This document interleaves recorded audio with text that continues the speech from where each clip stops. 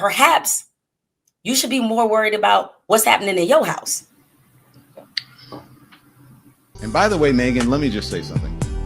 Deal with your own house and tell your husband to stop looking at my husband across the room. It's weird. This done got good. Oh, man. Oh, man. They say hurt people hurt people. They say hurt people hurt people. And the Megyn Kelly case is horrific. I'll tell you that. Huh? She wasn't finished with the read after that?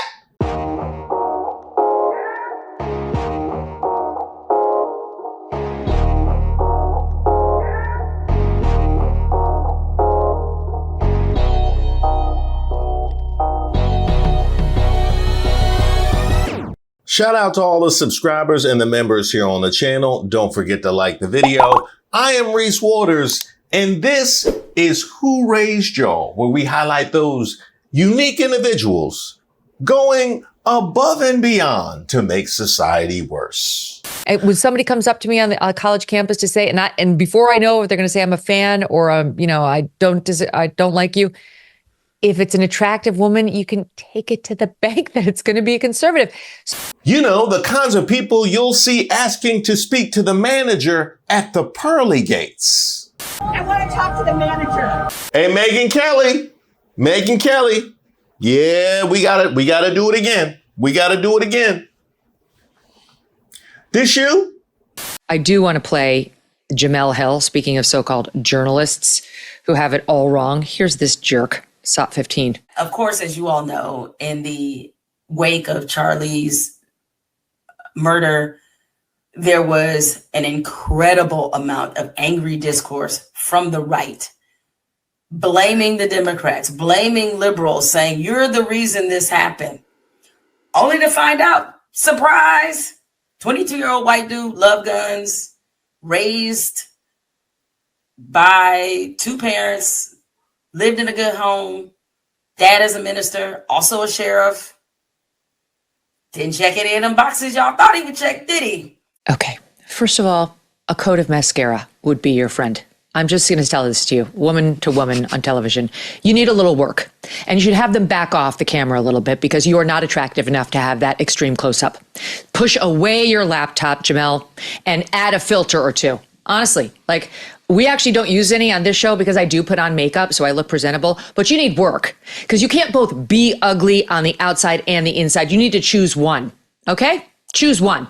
You know, every time I think she has reached the ceiling of Pick Me, she just breaks new ground. She be breaking glass ceilings at Pick Me. I'll be honest. I tell you, because I have sat in this seat many times before and I've talked about her greasing the skids to get this administration in place and then saying absolutely nothing about the immersion of Christian nationalism that wants to suppress women, but certainly she wants to make sure to reserve her spot. Now we have her going and attacking another woman for the way she looks. How does this end for you, Megyn Kelly?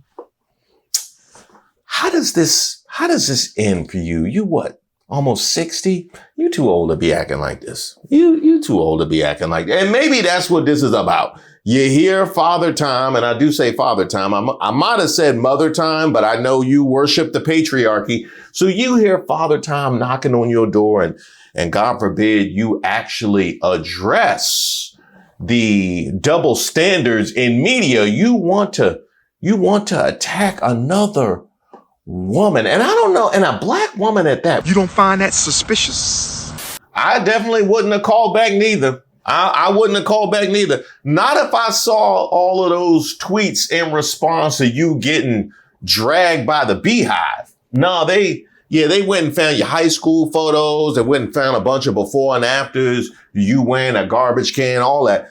So let's talk about Miss Megyn Kelly, the white woman's final boss and weaponized entitlement, who has decided that Beyonce, yes, Beyonce is her new tutor in the war on relevance. Ma'am, you could even host a morning show without getting fired for trying to defend blackface. And now you want to police the authenticity of a black woman whose existence has literally shifted global culture. Be serious, be quiet, and then be for fucking real. I can't say for sure how exactly this is going to end for you, but what I can tell you, it's going to start with a dragon from Jemele herself.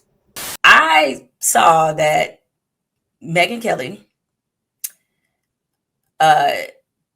no friend of mine, I'm no friend of hers. I don't even like her. I don't know her. Actually, the last time I saw Megyn Kelly, here's what's so funny. Last time I saw Megyn Kelly, this would have been when Obama was still in the White House. I cannot remember if it was first term or second term. I want to say it was second term. I'm pretty sure it was second term. Now that I think about it, I'm pretty sure it was. But either way, I saw Megyn Kelly at the White House. And it really got me to thinking. I saw her from a distance. I didn't go up to her. I don't know this woman. So, of course, she was still at Fox, very aware of what her reputation was in terms of what she contributed as a journalist. But what I found so interesting is when I saw her at the White House, it was during the time of year, it was the holiday season. And what happens is during the holiday season, White House has a bunch of parties. There's different groups every night. Like one night, it might be media members. One night, it might be entertainers. Another night, it could be a mixture of the two. It's different audiences. So it was a lot of media members. This was like, I guess, the media version of the Obama's holiday party, where they invite people from both sides of the aisle, come there. And sometimes the president is there and first lady, sometimes they're not. On this night, they were there. And I remember seeing Megyn Kelly in the receiving line to get a picture with the Obamas. And I thought that was super interesting because I was thinking, now don't you spend pretty much your whole damn broadcast talking about how this man ain't shit. And here you are lining up to go. Oh, okay. Okay. Because now all of a sudden, some of this is starting to make sense. Is this a reaction out of anger? Because her shot at Obama didn't land? Oh, we all heard that, and we haven't felt the same since Obama. We know exactly what it was, Megyn Kelly. We don't feel like ourselves. We haven't felt like ourselves in a while. And I'm sorry to get political, but I'm just going to be honest. We haven't felt like ourselves since Barack Obama. I just think he was such a slick snake. He was this affable guy who was like wearing good suits and looked the part and sounded the part and dressed the part, but was so divisive. It's that damn Barack Obama. Oh, his smooth ass, slick ass words. He was just always wearing all these good ass suits, looking good, smelling good, looking the part. All friendly and good natured and easy to talk to. Ooh, motherfucker, I swear it's his fault. If I could, I'd give him a piece of my mind. If I had the time. Ooh, I just want to talk to him. Could somebody just call him for me?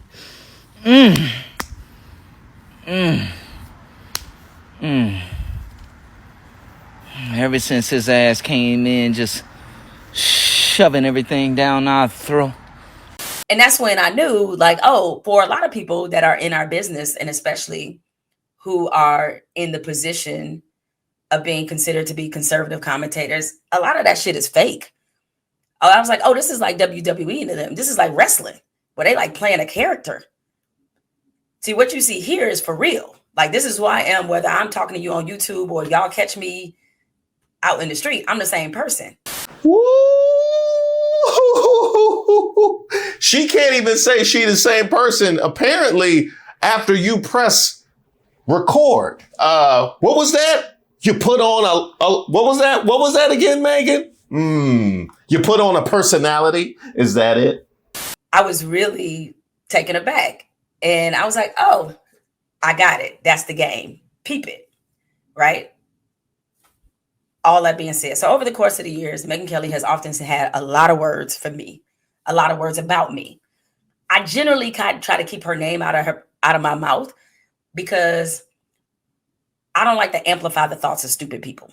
But all that being said, this time I'm going to make an exception. Now, generally, when I come back at somebody, especially as a woman, because I'm very aware. Oh, and by the way, Megyn, here you go. All up in there. Get a look at that this non-mascara face. That's what you call natural beauty. You wouldn't know shit about that, I know.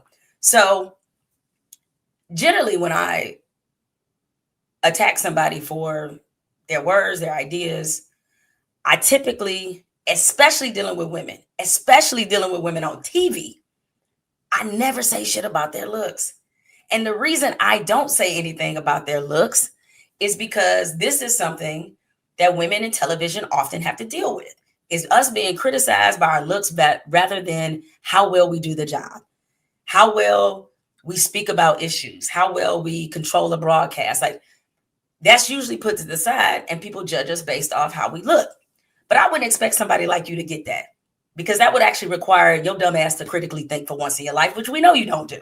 And there we have the crux of the Megyn Kelly problem. Because I have talked about her pick-me-ism for a year plus now, continuously. And we start to understand not only the character that she plays, but the fact that by her own admission, she believes that the ceiling on her thoughts ends at her face. Or rather, it ends in her drawer before she puts her face on. It's sad. It is sad, because there's so many people out here wanting more for you, Megyn Kelly. But to preserve your spot, those are the people that you attack. She said ugly inside and out.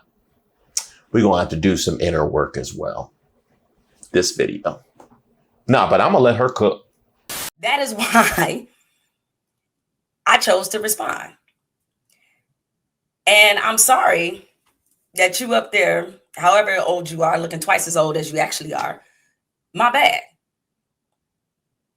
You know, because that's the thing about the way this melanin is working in this body. You don't know if I'm 28, 38, 48, 58, 68. And I'm proud to come on live and present myself as I am in my natural state, because I'm not ashamed of what I look like. I don't begrudge any woman that uses makeup. Not at all. I use makeup. I'm on TV. I do that. Right? That's a part of our job. That's what we do. And so your advice to me is to get some mascara. My advice to you is to actually get a personality and a persona that doesn't always make you look like a racist and a bigot and trash. I'm comfortable with where I am and what I've done. You, on the other hand, are known as the lady who thinks Santa Claus is only white and that blackface is cool. You know what I'm saying? Me and you ain't the same, girl. We ain't the same. And so what I would say is, you may not like my opinions. You may not like who I am. You don't know me. You don't even know me enough not to like me, because you don't know me. You ain't never had a conversation with me in your whole fucking life. You don't know shit about me other than what you see. And if you want to judge it based off that, that's fine. It is the challenge that I have accepted. It is the duty and part of the job.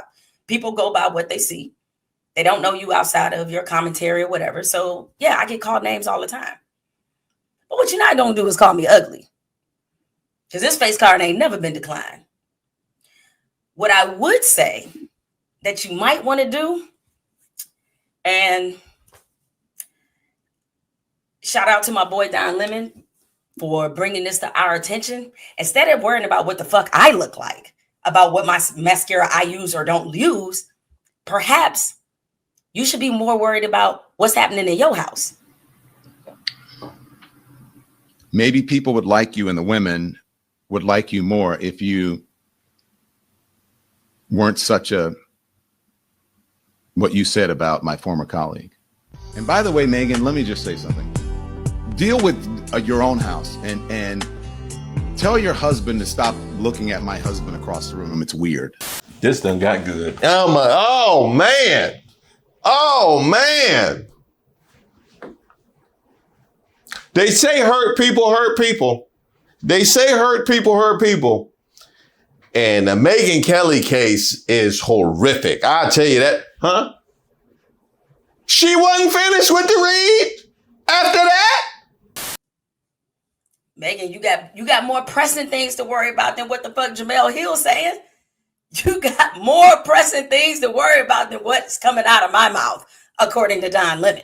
So if I were you, I'd deal with that and worry less about what I'm wearing, worry less about what foundation number I'm using. If I'm using MAC products or Fenty Beauty, I wouldn't worry about that. I worry about my house, because we good over here. You shut up. That's why your shoes raggedy. That's why your mama dead. Dead as hell. What shoes she got on? What shoes she had on her casket? That's why your granny ain't got no knees and she can't pray to Jesus, bitch. How about that? And finally, let me leave you with this. In case it was any doubt after this about how I feel about you, I'm going to make this abundantly clear. Here's what I think about you. Fuck you. I mean that from the bottom of my heart. Fuck you, fuck your mama, fuck your daddy, fuck the horse you rode in on, fuck everybody who loves you, who cares about you, who has ever supported you in your life, who has become a part of making you the person that you are today. Fuck you, fuck them, fuck all of y'all. Damn! Have a good day, Megyn Kelly. And you all out there, you all have a good day as well. I had a lot planned. I had a lot planned for this video. Jemele just went and cleaned up. She done messed my video up. She went all the places. God damn. Well, you know what? You know what we can do? What we can do, because she talked about this face card has never been declined. And it is fascinating who Megyn Kelly decides to attack, as if we don't have receipts. Because I was here just a couple of months ago when she attacked Jasmine Crockett for being educated and coming from a well-to-do family. And of course, there were the attacks on Kamala Harris because, what was that? Her relationships. Let's get into her relationships. After you said that had hurt your career, but let's go ahead and amplify that with another woman, and then there was Tiffany Cross before that, wasn't it? All right, yes, I know. Megyn Kelly, the blackface expert, had a lot to say about me this week based on something I actually never said. So I just want to tell her, you swung and you missed. Please, girl, move on with your life. It's giving obsessed. And honestly, guys, the Jesus and Santa are white lady is not going to claw her way back to social relevance on my show. Besides, didn't I murk her once already? Please make a list for your white Santa and pray to your white Jesus for a life. Please. Yeah, it must be deja vu. Either that or I'm catching body number 2. And then let's not forget Joy Reid. Megyn Kelly done lost her everlasting mind. In a response to a Joy Reid video where Joy Reid basically said we're going to start censoring black people, Megyn Kelly asked her, where's your hair at? But yeah, I think black women are now on the save black women, prioritize black men, and prioritize black communities, black businesses, and that, and you know, the black spaces, but save America, save the Democratic Party. Yeah, I don't think that's it. Okay. First of all, where is your hair? What happened to your hair, Joy Reid? It's gone. Like, it's gone from, like, it looked like Trump's hair. And now it's gone altogether. Then Megyn Kelly realizes that she said something really racist and goes on to say, well, you know, people are shaving their heads now because they hate Trump. First of all, questioning where somebody's hair is at while you got a head full of crunchy, unevenly cut extensions in your head is insane to me. Secondly, this was clearly a racist dog whistle. Joy Reid's hair has looked like this for months now, and Megyn Kelly has even done videos covering Joy Reid with this hairdo and has never mentioned her hair. But now that Trump has won this election, she's feeling froggy. Joy Reid will be wrong if she get online and say, Megyn, why does your strong face, rhombus jaw-shaped behind constantly get online talking about trans women when you could pass as one? She would be wrong for that, huh? And nothing Joy Reid said in that video was wrong. You cannot expect to vote against the best interests of black women and still expect their labor. White women voted this election in the same way they've done historically, in alignment with their husbands, even to their own detriment. So y'all really can back up off of Auntie Joy, because why is her hair even the topic of discussion? Lastly, I'm going to explain to you why this whole situation was racist. Black women's hair has historically been weaponized against them in this sick, Eurocentric beauty hierarchy that we have here in the States. The only part of the Black woman's body that has not been appropriated is their hair and their noses. And that's because those two things are not deemed palatable in Eurocentric societies. So sit on that. Let it marinate. Megyn Kelly knew very well what she was saying and what she was doing, and that's why she quickly tried to cover it up. And then I find out that Megyn Kelly has some smoke for the Charlotte mayor. That's interesting. Attacking the mayor for a crime that happened in his jurisdiction? Because that opens up, I don't know, every lawmaker and legislator to hold them accountable for what just happens in the limits of the vicinity, the jurisdiction that they rule over. One guess on the Charlotte mayor and how she identifies. Charlotte mayor. And very interestingly, this woman's name it's basically Vile. Her name is Vile. It's Vi Lyles. That's her name, Vi Lyles. So I'm just going to call her Vile because that's what she is based on this response she's given. She's a Democrat. She's been mayor since 2017. She last won re-election with 68% of the vote. And this is the statement she released right after the attack. She did not use the victim's name, even though it was out there. It wasn't like a matter of privacy. The parents knew. Everybody knew she'd been killed. It happened on August 22nd. First and foremost, my thoughts and prayers go out to the young woman's family and friends. While I do not know the specifics of the man's medical record, what I have come to understand is that he has long struggled with mental health and appears to have suffered a crisis. This was the unfortunate and tragic outcome. Tragic incidents like these should force us to look at what we are doing across our community to address root causes. She sounds like Joe Biden trying to solve, quote unquote, the immigration problem by addressing root causes. But what's interesting is that in the course of reporting on politics, I am forced to watch a lot of right-wing content, and I've never heard her say anything about Steve Bannon. He just go on. You don't got no smoke for Steve Bannon going on air like that at all, do you? She ain't got, matter of fact, have I ever heard her, has she ever said anything about Brian Glenn? The guy who admitted himself, people say I'm an alcoholic because I have a puffy face. Has she said anything about, has she given him any, she wouldn't as a supporter of the white patriarchy. She wouldn't. The same guy that got cleaned out by Zelensky for wearing the same suit. Any suggestions for him? Probably because they share a worldview. That's probably why, because they share a worldview. Because Megyn Kelly is shockingly one to frequently go to this button on what people look like. Yes, I know, in her 50s. Sadly, no, because I think it's a great idea in their case. I don't think they should reproduce. We don't need further generations of that weakness and hot messiness. And I don't think they're really going to have much opportunity, though, back on the good side of the ledger. I don't get the impression from most of these videos that these ladies are beating them off with a stick. I just don't think. I know, that's why they feel thinking. comfortable shaving their hair. It's like, no real difference. It was 6 one way, half a dozen. Yeah, it's just kind of performative.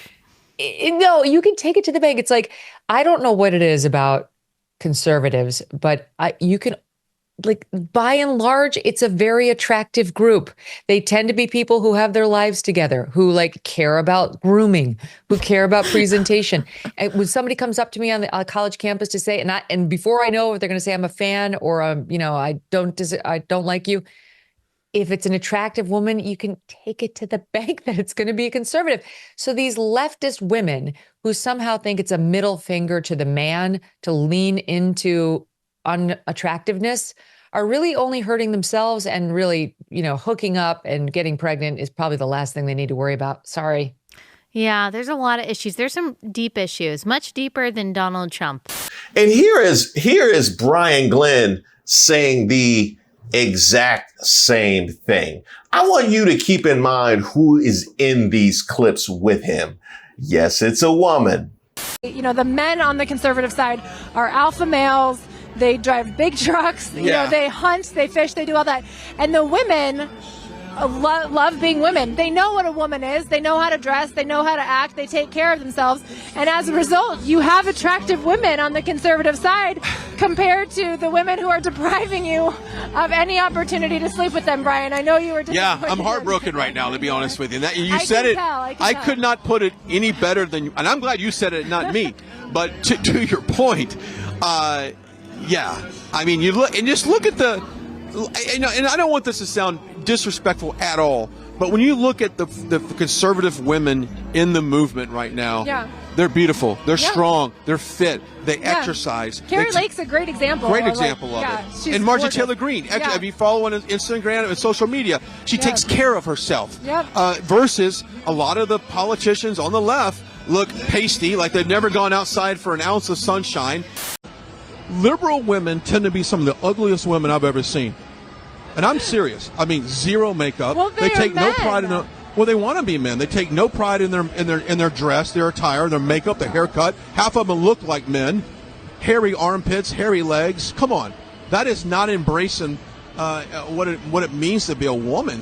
Now, if the name Brian Glenn rings a bell, it's because he was the guy that got cleaned up by Zelensky for wearing the same suit, but also because he's Marjorie Taylor Greene's boyfriend. That's the guy who's saying that conservatives are more attractive. And here's the thing. When I reported on him saying that, I didn't have any thoughts on Marjorie Taylor Greene because she didn't actually say this. But Laura Loomer had some thoughts on Marjorie Taylor Greene, though.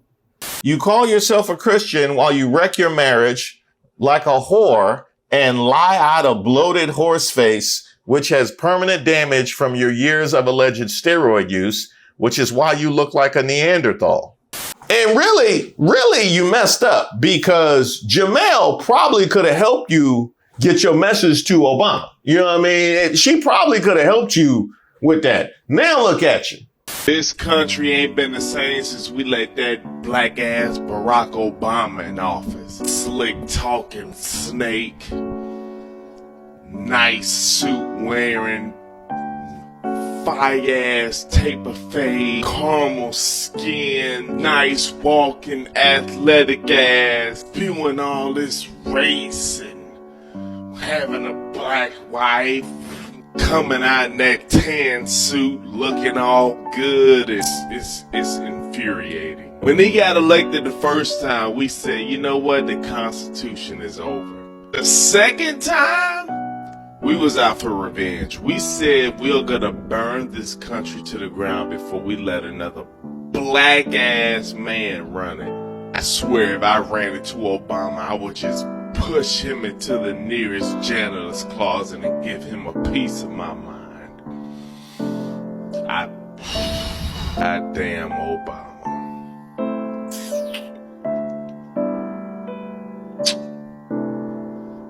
Now let's go to the inside. Barack Obama was the reason Donald Trump came about, that he was born as a political figure. They say Trump's divisive. He was the antidote. He was the answer to the divisiveness of Barack Obama. And we just haven't felt like. I am TJ, and this is Life Lessons. The first question I want to ask is to Megyn. We haven't felt like ourselves. What does that exactly mean?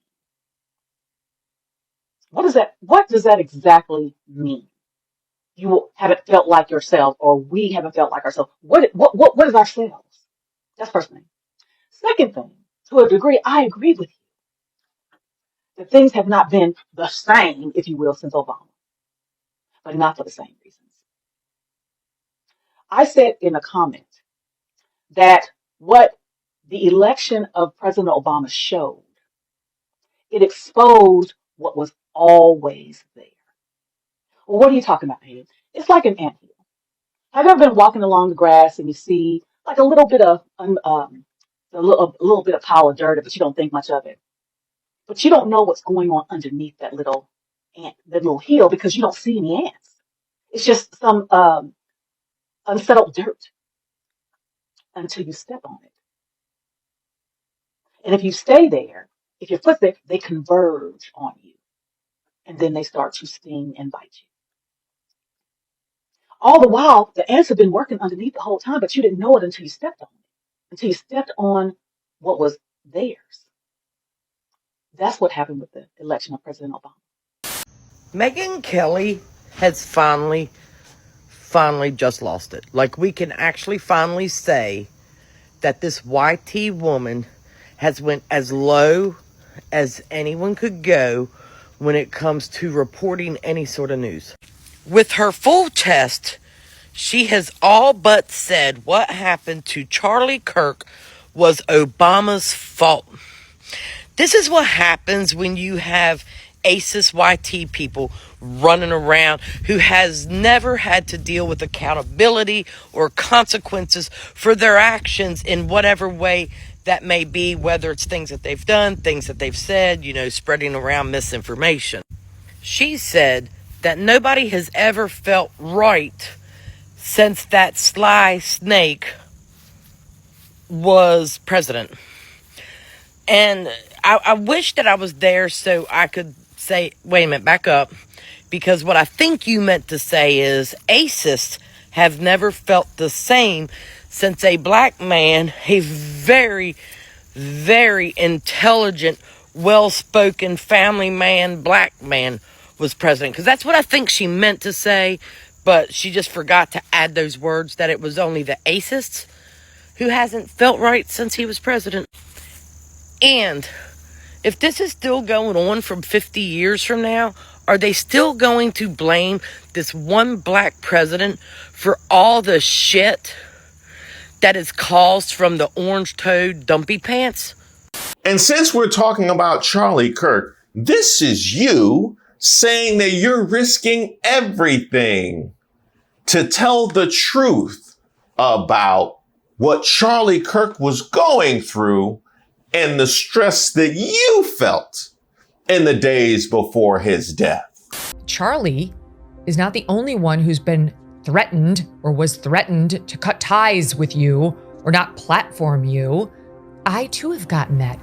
And I couldn't care less the amount of pressure they put on. I'm like, what are you talking about? Yeah. This is madness. Why would you want to silence such a powerful, important voice just because you disagree with them on one subject, one on which we've all watched you sincerely evolve as you grapple with principles you've been espousing for years, like America First, like what's happening to Christians, like what's best for us and our kids here. How do I keep them safe? That's my number one priority. And I've been just absolutely disgusted and recoiled from people who have tried to pressure me on it. It, of course, never happened. But I know from speaking to Charlie, he felt it too. You've heard it from Charlie that he felt, and there is a layer here of nefarious pressure to have certain narratives go only one way. Yes. That must be called out and must be fought. Yet you want to turn around and attack a reporter for daring to have some caution. It's really hard to tell when you look at what he put on these shell casings, allegedly. It's hard to decipher if he really means them, if he's trolling, if he's making fun, if he is trying to set up another ideological enemy for the shooting. It's just impossible to say. Is it? Because now we've heard from the Utah governor who says specifically he was indoctrinated in left-wing ideology, which his family has backed up. We know he hated Charlie Kirk. And on top of that, he's into furries and he's dating a tranny. So fuck off, Ms. Brandy. I look forward to you updating your report on MSNBC, which will never happen because she doesn't actually care about misinformation. And pumping the brakes on pointing the finger on who's responsible. So wait a minute. Why exactly would you be risking everything to be telling the truth about your experiences if we can't have any caution in pointing the finger and we know exactly what it is? Those two things don't go together. It's almost like you're playing a character. You're playing a character, and a man's death and pointing the finger at whole countries aren't above reproach when it comes to you perpetrating a fraud. Speaking of fraud, how about this? When it came to light that Tom Homan was being investigated for accepting $50,000 from undercover FBI agents, and then, of course, Trump's DOJ shut it down, what did you say? You said you do not care, which is fascinating for somebody who considers themselves a journalist. Isn't that what you put in your bio, journalist? People came for that, didn't they? But your further justification was that there was no credible evidence and that we don't trust you. We don't trust the work of your president's DOJ. We don't trust the work of your president's FBI. Ah, I got it. But we're supposed to trust the work of your president and your president's DOJ and your president's FBI.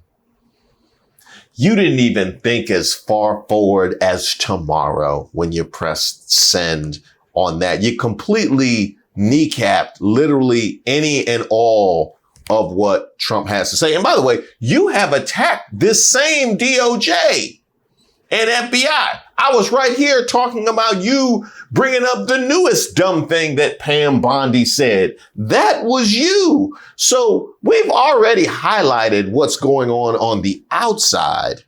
Many people have. But as far as what's going on the inside, you have a woman who has compromised all women with the rhetoric she's willing to let fly from this administration and protecting the patriarchy and say absolutely nothing when they come for the rest of the women. Now in a space trying to diminish the accomplishments and the dignity of other women in her profession, and specifically Black women. And why would you do a thing like that? Would it have anything to do with the face card absolutely never being declined? Is it pure jealousy? Or is it the fact that she knows that that is one demographic she can get at least somebody on board from her base to attack at all times?